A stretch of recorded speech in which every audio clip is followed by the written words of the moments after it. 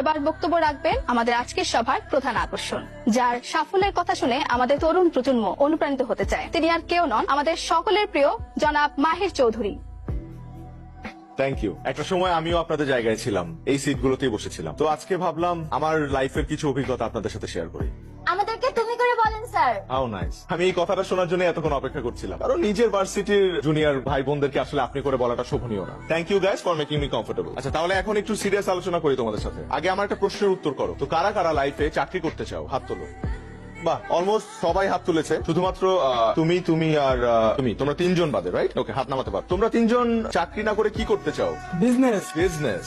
ওকে, তাহলে বাকিদেরকে একটা সাজেশন দেই। তোমরা আজকেই তোমাদের সিভি গুলো এই তিনজনকে দিয়ে রাখবে, কারণ একটা সময় এই তিনজনের কাছেই তোমাদের যেতে হবে চাকরির জন্য। দেখো, একটা দেশে সবাই যদি চাকরির পেছনে ছোটে, কেউ যদি ব্যবসা না করে, তাহলে তারা চাকরিটা করবে কোথায়? তাদেরকে চাকরিটা দেবে কে? সরকারের পক্ষে তো সবাইকে সরকারি চাকরি দেওয়া পসিবল না, তাই না? দেশে যত বেশি ব্যবসা হবে তত বেশি কর্মসংস্থান হবে এবং তোমরা ভালো ভালো চাকরির সুযোগ পাবে। ব্যবসা না করলে নতুন আইডিয়াস জেনারেট হবে না, আর নতুন আইডিয়াস জেনারেট না হলে দেশকে উন্নয়নের শীর্ষে আমরা নিয়ে যেতে পারবো না। তো এই কারণে বলছি যে সবাই চাকরি করো না, মাথা থেকে ভূত ছেড়ে ফেলো, উদ্যোক্তা হও। আমি আবারও আমার রেসপেক্টেবল টিচারদেরকে ধন্যবাদ জানাতে চাই আমাকে ইনভাইট করার জন্য, and thank you each and every one of you for being here. Sir, কিছু বলতে চাই। হ্যাঁ, বলো না। আমরা আসলে আপনার সাকসেসের গল্পটা শুনতে চাই। আমার গল্প?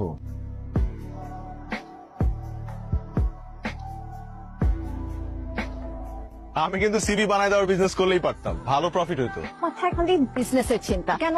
তুমি নিজে চাকরির জন্য ট্রাই করলে কি হয়? আমি চাকরির জন্য কেন ট্রাই করব? আমি তো চাকরিই করব না, যে আমি বিজনেস করব, and I want to be a very very successful entrepreneur. আহা, এটা তো সেই ফার্স্ট ইয়ার থেকে শুনতেছি। বিজনেস করবে, এত টাকা কই পাবা তুমি? শোনো, বিজনেস করার জন্য টাকা লাগে না বোকা, তবে দুইটা জিনিস লাগে। কোন দুটা জিনিস লাগে? নাম্বার 1 একটা unique idea, and number 2 networking. মানলাম, যা করো বুঝে শুনে করো। আমার কেন জানি মনে হয় তুমি একটা রিস্ক নিতে যাচ্ছ। ডোন্ট ওয়ারি, আমি বাড়ি থেকে ফিরেই একটা বিজনেস শুরু করব। তো বাবা মার সাথে দেখা করতে যাচ্ছি। ক্যাম্পাসটা আমি মিস করবো। আর আমাকে কিন্তু আছোই লাইফে। পড়া তো শেষ করছো, এখন কি করবা ভাবছো কিছু? নাকি ওই ব্যবসাতে আটকা থাকবা, না চাকরি বাকরি কিছু করবা? চাকরি বাকরি কেন দেখবো? দুটোই করুক না। না, এটা করার দরকার নাই। হাওলায় যাইবো, কোনোটাই করবো না। আমি তো চাকরি করবো না, প্রথম থেকেই বলে আসতেছি আমি ব্যবসা করবো, উদ্যোক্তা হবো। আর এই চাকরি বাকরি আমার দিয়ে হবেও না। কি ব্যবসা করবা কিছু ভাবছো? মানে রিসার্চ চলতেছে, কিছু মাথায় আসলে তোমাদেরকে জানাবো।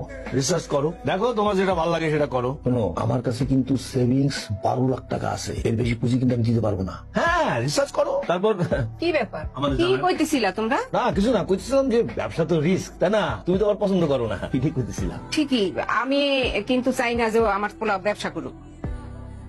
মেজাজ খারাপ? বাবা আমার বিয়ে নিয়ে খেপছে। Wow, congratulations.